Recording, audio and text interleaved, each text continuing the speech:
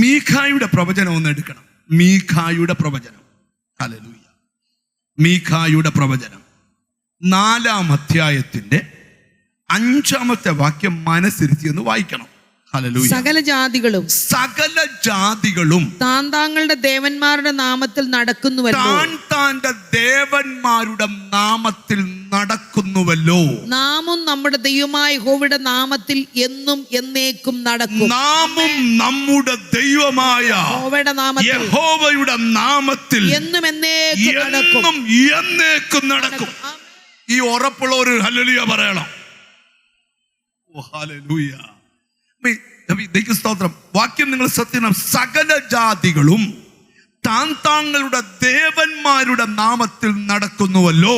നാമും നമ്മുടെ ദൈവമായ യഹോവയുടെ നാമത്തിൽ എന്നും എന്നേക്കും നടക്കും. എന്നിട്ട് ധൈര്യത്തോടെ മീഖ പ്രവചിക്കുക, നാം നടക്കുന്നത് നമ്മുടെ ദൈവത്തിന്റെ നാമത്തിലാ. അത് എന്നും എന്നേക്കും നമ്മൾ നടക്കും.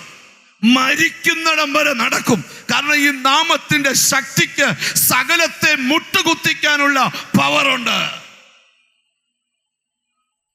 ഓ ഹല്ലേലൂയ.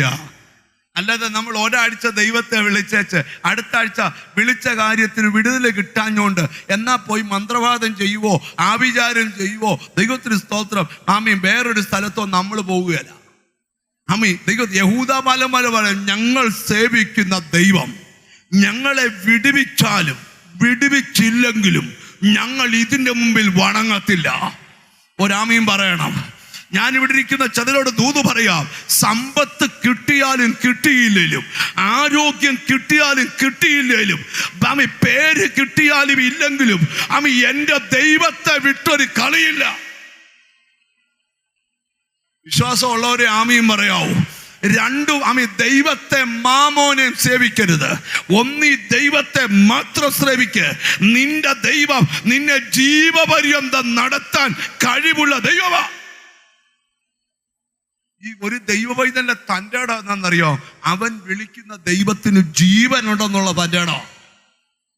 ഓ ഹല്ലേലൂയ. ചിലപ്പോ നമ്മളോടൊക്കെ ചിലർ ചോദിക്കും, നിന്റെ കൂടെ ആരുണ്ടാ? എൻ്റെ കൂടെ ഉള്ളവരാരാന്നറിയോ? ബൈബിളിലൊരു വാക്യമുണ്ട്, അവരുടെ കൂടെ മാംസഭുജമേ ഉള്ളൂ. ഞങ്ങളുടെ കൂടെ മാംസഭുജമല്ല, ഞങ്ങളുടെ കൂടെ ജീവനുള്ള ദൈവമുണ്ട്. ഇന്ന് ഈ മെസ്സേജ് കേട്ടോണ്ടിരിക്കുമ്പോൾ ചിലരോട് പറയാം, നിനക്ക് ആശ്രയിക്കാൻ തന്ന നാമം, വിളിക്കാൻ തന്ന നാമം, നീ നടക്കുന്നത് ഈ നാമത്തിലാ. മീഖ പ്രവചിക്കുന്നത് ഒന്നുകൂടെ ദയവായിട്ടൊന്ന് വായിച്ചു കേൾപ്പിക്കണം. ഹല്ലേലൂയ. സകല ജാതികളും താങ്കളുടെ ദേവന്മാരുടെ നാമത്തിൽ നടക്കുന്നുവല്ലോ. സകല ജാതികളും താങ്കളുടെ ദേവന്മാരുടെ നാമത്തിൽ നടക്കുന്നു.